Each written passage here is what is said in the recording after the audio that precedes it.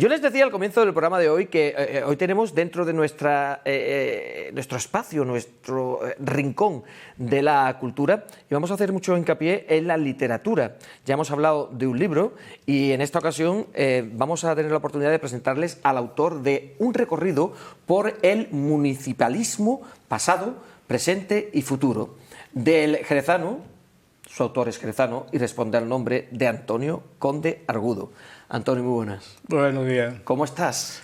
Pues la verdad que bien, muy ilusionado con mi primer libro y bueno, y sobre todo muy ilusionado porque las ventas sí están respondiendo bien. Sabes que todos los beneficios de las ventas van a ir destinados a ISOGE, una ONG de Jerez que bueno, atiende todos los meses 278 familias.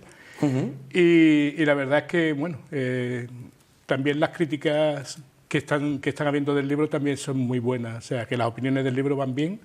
Compañeros y compañeras politólogos que lo han leído, la verdad es que bueno, que ha caído muy bien y la verdad esto anima. O sea, que de momento, ¿el libro cuándo salió en concreto, Antonio? Mira, el libro lo presentamos la semana pasada en el Cabildo, lo presentó, el libro tiene el prólogo de María José García Pelayo y lo presentó María José García Pelayo como alcaldesa y presidenta de la Federación Española de Municipios y Provincias, ¿no? Y la verdad es que fue un respaldo al propio libro porque el libro habla del municipalismo y bueno, en el análisis final que yo hago del propio municipalismo reflejo la importancia de recuperar este municipalismo como prestación de servicio a la ciudadanía. Los ayuntamientos son las administraciones más cercanas al ciudadano y son las que el ciudadano acude para solicitar soluciones. El ciudadano no entiende de competencias, ¿no?, sino va a la administración más cercana a pedir soluciones a sus problemas, ¿no? Y bueno, y hace falta dotar de más competencia y partidas presupuestarias a las administraciones más cercanas al ciudadano para que puedan dar respuesta a esas competencias, o sea, y a esas peticiones. Bien, ahora seguiremos hablando de este municipalismo, como decíamos anteriormente, que es el título de este libro de Antonio Conde Argudo, Pasado, Presente y Futuro. Vamos a hacer un recorrido por él, ¿vale? Pero les tengo que decir que Antonio Conde Argudo precisamente es politólogo, presidente de la Asociación de Politología o Politólogos de Andalucía. ¿A qué tipo de asociación nos estamos refiriendo, Antonio? A ver, los politólogos somos científicos sociales, somos los técnicos más cualificados para la gestión e implementación de políticas públicas y sobre todo la gestión en administraciones, ¿no? La politología es una rama, es un grado universitario, ¿no?, que recoge diferentes ítems, ¿no?, diferentes asignaturas, como puede ser, estudiamos desde economía, relaciones sociales, las relaciones del poder, que también es la política. Estudiamos también algo de periodismo, ¿no?, de publicidad, sobre todo los encuadres y todo este tipo de cuestiones, ¿no? Y yo siempre digo de que bueno, nos centramos más en la gestión e implementación, como he dicho, de las administraciones y sobre todo el conocimiento de las propias administraciones en diferentes ámbitos, tanto en local, regional como nacional, ¿no? Incluso estudiamos relaciones internacionales, ¿no? Yo siempre digo de que el politólogo es el médico de cabecera de las administraciones. O sea, lo reduzco en eso. Y sí es verdad que hay un San Benito que hay que quitar, que es un politólogo no es un político. Aunque haya politólogos... ¿Qué diferencia hay? Por ejemplo, la pregunta sería, vale, Antonio, ¿qué diferencia hay entre un politólogo y un político? Porque claro, si nos ponemos a analizar la palabra politólogo, política... Sí, pero polis también es la población en la ciudad y el estudio que realizamos de las administraciones de la ciudad. También estudiamos bueno, la ciudadanía a nivel individual y agregado, ¿no?, que es una de las ramas de sociología que incluye la politología. La diferencia que hay entre un politólogo y un político es que un político es una persona mayor de edad que se puede presentar a unas elecciones. La democracia nos permite de que cualquier persona se puede presentar a unas elecciones, no hace falta que tenga una carrera universitaria. Y un politólogo es una persona que se ha formado en una carrera universitaria, ha tenido que efectuar los 240 créditos, a superar los 240 créditos de una carrera universitaria para que le otorguen el diploma de politólogo. La diferencia está en el estudio. Uno se puede presentar sin tener que estudiar y otro tiene que estudiar para aprobar todos los exámenes de esos 240 créditos para poder llamarse politólogos, y bueno, y hay que nos llaman científicos sociales. ¿Por qué? Porque estudiamos también la sociedad a nivel individual y grupal. O sea, tú denominas al politólogo como el médico de cabecera de cualquier administración pública o ayuntamiento. ¿Quieres decir que como médico de cabecera de estas cuestiones sois los que intentáis curar o paliar algunas de las problemáticas que están dentro de cualquier ayuntamiento o de cualquier administración pública?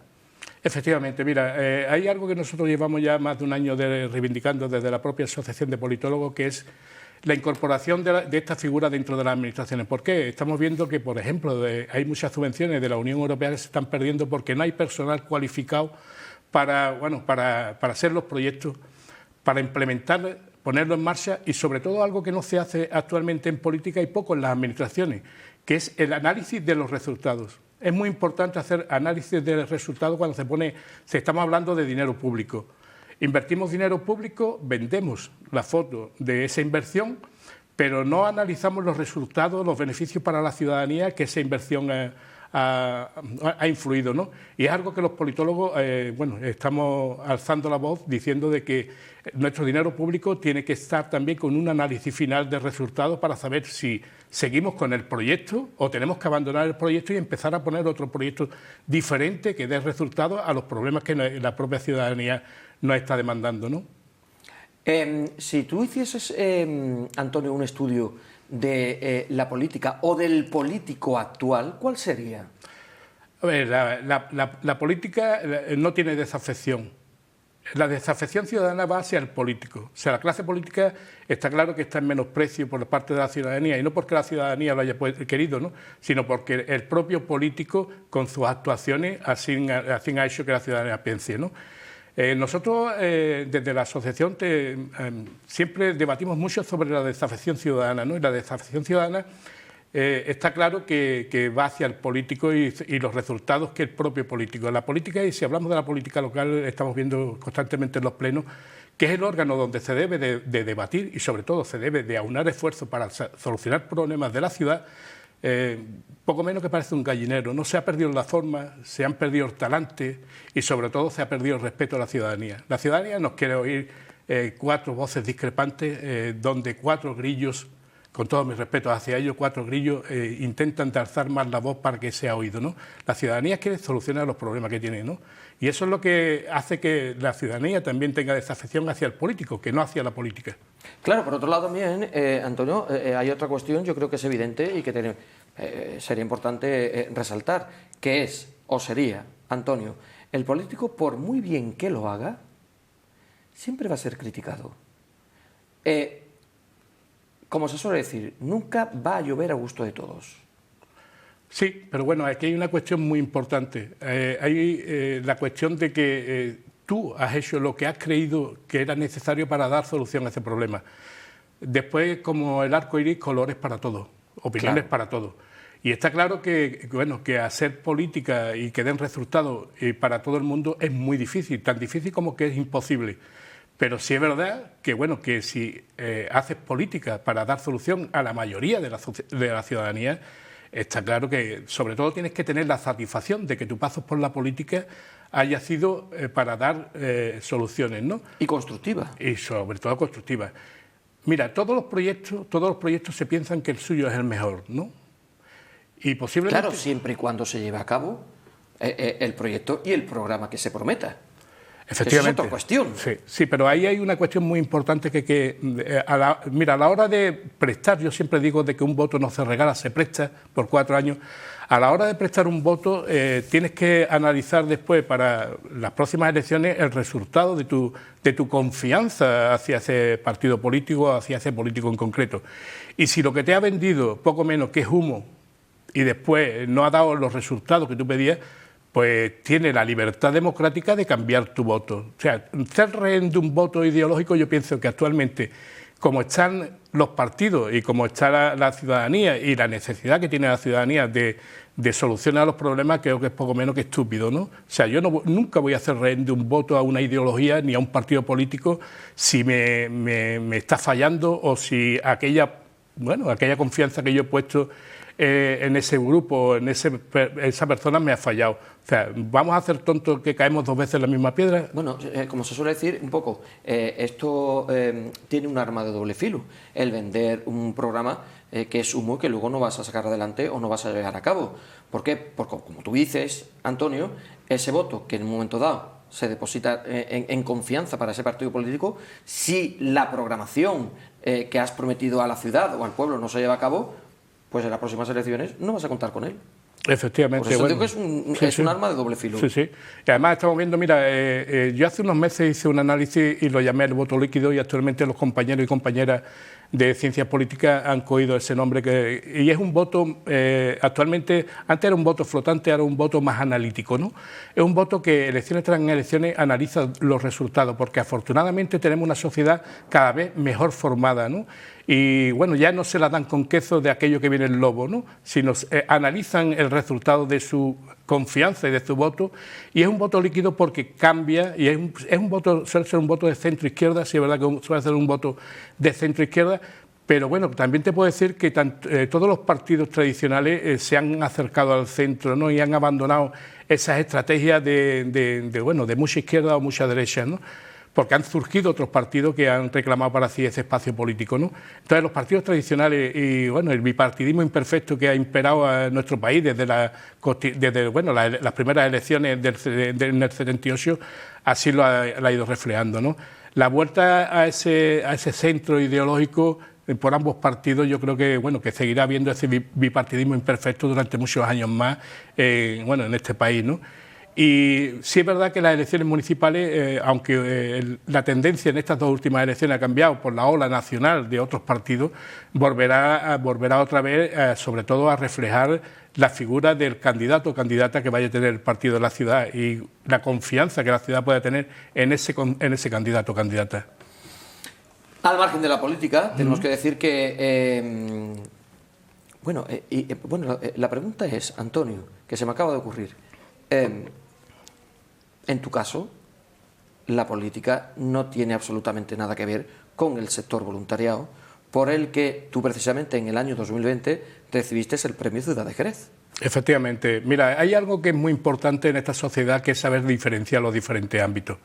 Yo soy padre, soy hermano, soy tío, soy voluntario, soy politólogo, y hubo una vez que estuve en política y fui vecino activo en política, pero siempre he sabido diferenciar los diferentes ámbitos.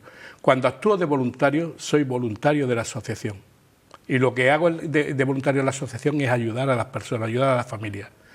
Cuando soy politólogo, hago un análisis imparcial de la realidad que en aquel momento me toca analizar, ¿no? Cuando hago alguna encuesta, que sabes que aquí en Jerez pues, publiqué 2 encuestas. Cuando hago la encuesta, pues igualmente trabajo desde la profesionalidad, ¿no? A mí me decía un político, además era licenciado en Derecho, me decía, bueno, ¿cómo un politólogo puede ser imparcial? Y yo le decía, bueno, y tú siendo un licenciado en Derecho, ¿cómo puedes defender a alguien sabiendo que es culpable? Buena pregunta. Pregunta. Sí. ¿Y obtuviste respuesta? Pues no.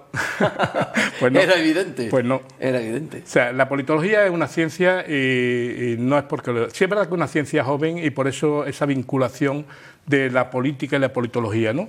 Pero bueno, es una ciencia que está pidiendo paso y sobre todo está instando a las administraciones la incorporación de un politólogo como técnico mejor cualificado, de verdad, y lo digo con todo el convencimiento, sin ningún tipo de pudor, como técnico mejor cualificado para la gestión e implementación de políticas públicas. Bien, pues Antonio, volvemos al libro, ¿ok? Un recorrido por el municipalismo pasado, presente y futuro. En ese recorrido del pasado, presente y futuro, ¿qué nos ofreces en este libro? Pues mira, este es un libro que sale de hilar ilusiones, ¿no? Yo empiezo a buscar información del municipalismo para nutrirme yo, o sea, para aprender yo sobre el municipalismo, para reforzar ese conocimiento que tenía sobre él, ¿no? Y empiezo primero a buscar información sobre las competencias impropias, que son unas competencias que no son de los ayuntamientos y que, bueno, que se llevan una gran partida presupuestaria de los ayuntamientos, mermando aquellas competencias que sí tienen los ayuntamientos y no pueden prestar por falta de presupuesto, ¿no? Y te voy a dar un dato, ¿no? El Ayuntamiento de Zaragoza se gastó en competencias impropias, competencias que no son suyas, 128 millones de euros. Y solo el 20% lo pagó el Gobierno de la región. Ya estamos dando un dato importante del gasto que destina un ayuntamiento en competencias que no son suyas. Por ejemplo, cuando dices competencias que no son suyas, ¿a qué te refieres? Pues, por ponerte un ejemplo, competencias en recursos sociales, ¿no? Competencias, te voy a poner un ejemplo para que todos lo entendamos. Mira, las competencias en educación, ¿no? Y un ejemplo, y todo lo va a entender, las competencias del arreglo de los colegios lo tienen los ayuntamientos, pero las competencias en presupuestos más grandes o para construcción o para arreglos más profundos de los colegios lo tienen, en este caso, la Junta de Andalucía, aquí en Andalucía, ¿no? Bueno, pues estamos viendo que tenemos infraestructuras educativas desde hace 50 años que año tras año se parchea, pero sigue siendo una infraestructura educativa no acorde a estos tiempos y, sobre todo, no tiene la calidad que debe de tener una educación para nuestros hijos, ¿no? Incluso a veces poniendo en peligro incluso la propia integridad de... Hemos visto colegios que se han caído cornisas, que se han caído por falta de mantenimiento. Bueno, pues esas competencias, por ejemplo, si la tuviera el ayuntamiento tiene la obligación no solamente de mantener, sino de sustituir, si fuera necesaria, esa infraestructura educativa, ¿no? Porque también parchear tras parchear, año tras año, al final resulta que seguimos teniendo una infraestructura educativa con muchos años que no tiene la calidad necesaria para atender a nuestros hijos y, sin embargo, nos gastamos más dinero en parcheo que en derruir y construir. O sea, que en ese caso, como bien dice el título del libro, estamos hablando de pasado en el sistema educativo, presente y esperemos que no el futuro, ¿no? A ver, el futuro, yo digo de que, a ver, en el análisis final del libro, sí decir que es un libro, el primer tomo que hizo, lo primero que me salió fueron un libro de 600 páginas. Y yo decía, esto es infumable. ¿Cuántas páginas tiene? Son 276. ¿600 páginas? Sí. Y te voy a explicar por qué. Porque cada capítulo del libro recogía lo que había sido el municipalismo en aquella época y un análisis del porqué del municipalismo en aquella época y cómo trascendió en la actualidad, ¿no? Entonces, en cada capítulo me expandía mucho, ¿no? Y al final empecé a leerlo y decía, mira, esto es infumable. Y aparte sí es verdad que tenía mucho tecnicismo, ¿no? Yo lo enfoqué también a aprender yo y sobre todo para un lector muy reducido, que eran los compañeros y compañeras politólogos que eran los que yo pretendía que les sirviera, ¿no? Y después vi que podía ser un libro para todas las personas que puedan saber el pasado de nuestro municipalismo. Y mira, hay algo que fue hilando y me llevó que el pasado y el germen del municipalismo nació en Grecia con las antiguas polis, ¿no? O sea, que tuviste que estudiar bien historia. Bueno, y te puedo decir que el municipalismo, el libro, he tardado 9 meses en escribirlo, pero cerca de 1 año y medio buscando información, adaptando la información, analizando la información y quitando aquellos, por decir verdad que me he encontrado mucha paja de relleno, ¿no? Entonces yo he ido al grano para que sea entendible y para que cualquier persona lo pueda entender. Y hay datos muy curiosos, ¿no? Por ejemplo, de aquel antiguo municipalismo, germen del municipalismo en la antigua Grecia, actualmente tenemos la democracia. La democracia nació en Grecia y tenemos la democracia actualmente. Mira, después de tantos siglos, aquel municipalismo lo que nos ha legado. Y bueno, ¿qué fue de aquel municipalismo que nos ha legado también? Fue una escuela filosófica muy importante que actualmente la tenemos muy en cuenta, ¿no? Y después nació como forma de protección. Grecia era de ámbito rural y unían las viviendas y construían en sitios inaccesibles como forma de protección, ¿no? Uh-huh. Pues todo esto ha ido viniendo años tras años, siglo tras siglo y actualmente seguimos igual, ¿no? En Grecia en Atenas, por ejemplo, se gobernaba a través de una asamblea, ¿no? Podemos decir que el Pleno Municipal es una asamblea elegida. O sea, después de tantos siglos seguimos con la misma tónica, ¿no? Y después, bueno, de la Grecia pasamos a Roma, ¿no? Roma con los municipios, ¿no? Fue una forma de asentar aquellas tierras que colonizaba o que iba ganando, ¿no? O sea, el derecho romano, creado en aquel momento para legislar los municipios, lo tenemos actualmente también. ¿Qué es lo que ¿no? te iba a decir? Digo, todo lo que me estás contando de Grecia y Roma quizás es un reflejo de lo que está ocurriendo actualmente. Efectivamente, tenemos... O sea, que tampoco ha cambiado mucho la cosa. No, tenemos ese germen. Lo único que se ha cambiado, y bueno, y también lo recoge el libro, de ahí nos pasamos también a la Edad Media, ¿no? Y cómo surgió el municipalismo, cómo se reforzó el municipalismo, y era a través de los comerciantes, ¿no? El interés de los comerciantes, en ganar dinero y en tener poder para asentarse, ¿no? Y nació el gremio de comerciantes para apoyarse unos a otros, y reforzó el municipalismo, reforzó las ciudades y eran los encargados prácticamente de construcción de calles y puentes, ¿no? Es algo que viene hilando. ¿Y cómo ha influido hasta ahora? Bueno, es que actualmente vemos que incluso la construcción de infraestructura pasa mucho por el municipio. ¿Y qué es lo que debe de ser el municipalismo en el futuro? El municipalismo, y decirte que el municipalismo no solo y exclusivamente son los ayuntamientos, también son las diputaciones provinciales, las comarcas, los cabildos insulares, o sea que... Y en el libro también se recoge las herramientas que tenemos actualmente desde los municipios para poder afrontar esas demandas que nos piden los ciudadanos, ¿no? Como pueden ser, por ejemplo, presupuestos participativos, como pueden ser, por ejemplo, los contratos menores, el uso que se hacen de los contratos menores también. O sea, y el análisis final podría ser que, bueno, y de hecho lo estamos viendo actualmente, y ya se recoge también las diferentes federaciones, como puede ser la Federación de Municipios y Provincias, que actualmente preside García Pelayo, y anteriormente Abel Caballero, como pedía Abel Caballero ya hace un par de años, pedía esa segunda descentralización administrativa que dote de más competencias y partidas presupuestarias a los ayuntamientos.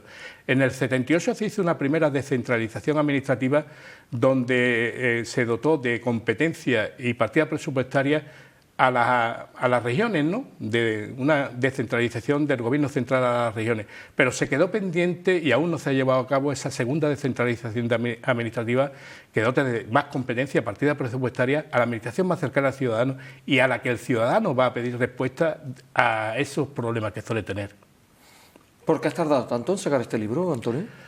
Porque he leído mucho, he tenido que estudiar mucho. Ya digo, el libro empecé a hacerlo yo y además fue muy curioso, yo no pensaba editar un libro. Yo empecé a analizar, a buscar información y la colgaba en mi página de Facebook. Y fue un compañero politólogo de Córdoba el que me dijo: Antonio, estás publicando un libro, capítulos de un libro, ¿por qué no lo haces?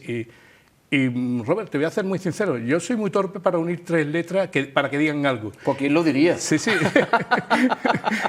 ¿Quién lo diría, Antonio? Y empecé, quité esos 3 capítulos que había colgado, los puse en privado y empecé a buscar más información. Y ya digo, el primer libro fueron 600, o sea, el primer tomo.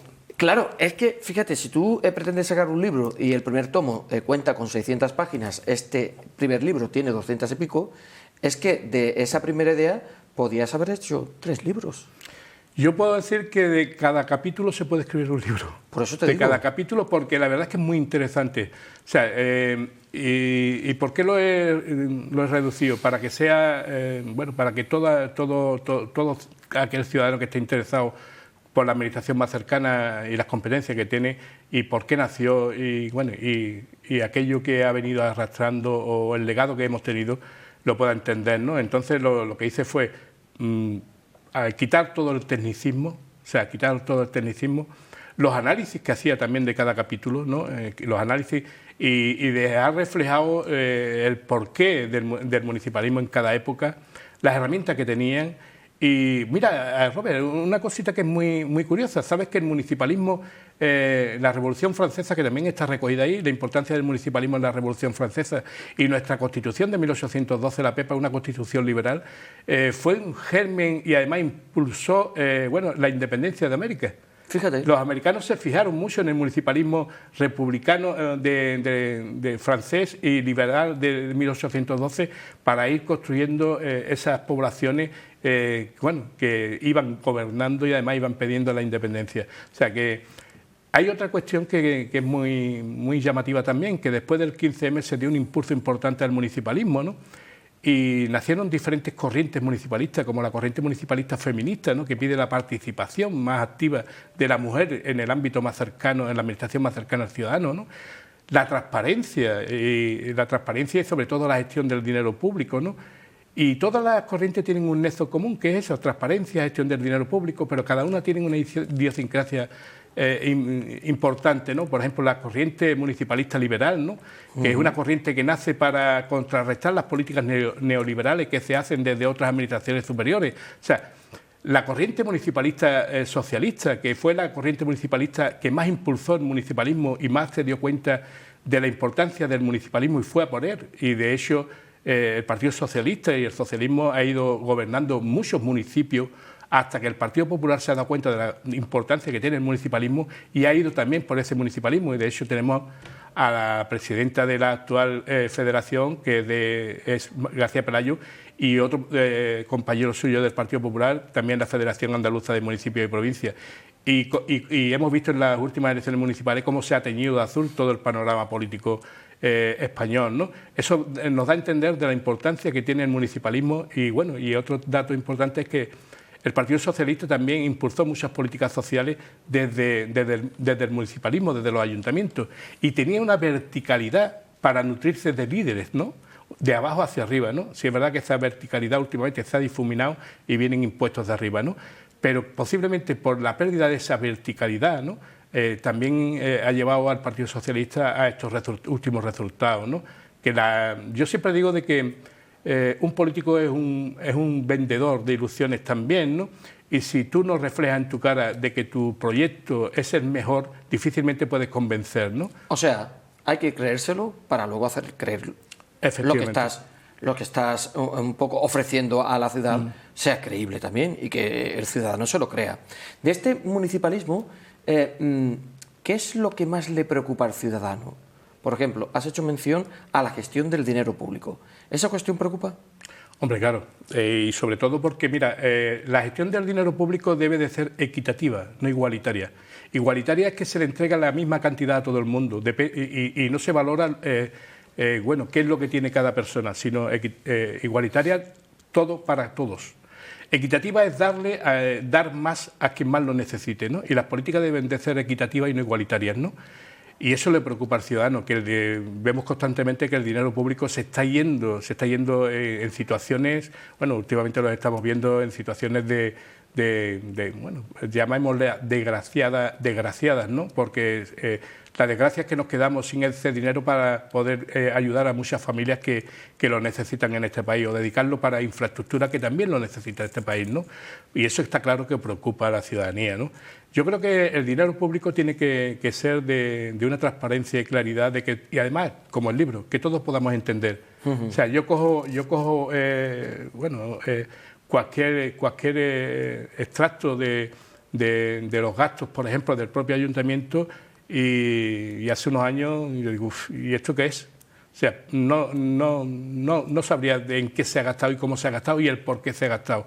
Entonces también debe de haber transparencia en... Para eso precisamente existe el portal de transparencia. Sí, efectivamente, pero sobre todo de que cualquier persona pueda entender lo que te acabo de decir, por qué se ha gastado, cómo se ha gastado y dónde se ha gastado, ¿no? Y no que vea números y diga, bueno, pues vale, y al final termina aburriéndose. Si lo han hecho, sería necesario, ¿no? Yo creo que eso es, sobre todo, atraer otra vez a la ciudadanía a la política y la confianza en el político. Bien, pues un recorrido por el municipalismo, pasado, presente y futuro, es la primera publicación de Antonio Conde Argudo. Antonio, muchísimas gracias. Por cierto, ¿dónde podemos adquirir el libro? Mira, el libro está en Librería Agrícola, en calle Paul. Sí. Se puede, también lo tenemos a la venta de 10 a 12 y media en las propias instalaciones de ISOGE, como ya he comentado antes, los 15 euros que vale el libro, que no es un libro caro, va a ir donado a la asociación, a ISOGE. Entonces, las propias instalaciones, los sábados de 10 a 12:30 se puede comprar. Antonio, muchísimas gracias. Gracias a vosotros siempre. Gracias, enhorabuena por este libro. Y tú sabes eso que dice, sale un libro, pero no hay uno sin dos, ni dos sin tres. Así que hay que ponerse las pilas. Pues esperaremos un año y medio más para que se geste. Hay que gestarlo, claro, evidentemente, para que luego pueda llegar a ver la luz. Muchas gracias, enhorabuena. Gracias.